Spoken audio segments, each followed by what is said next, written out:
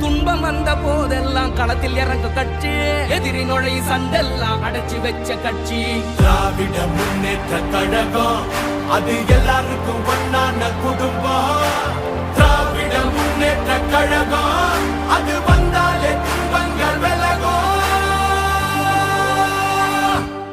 எந்த சாவா இருந்தாலும் எங்களை ஆள முடியாது. இது தமிழ்நாடு.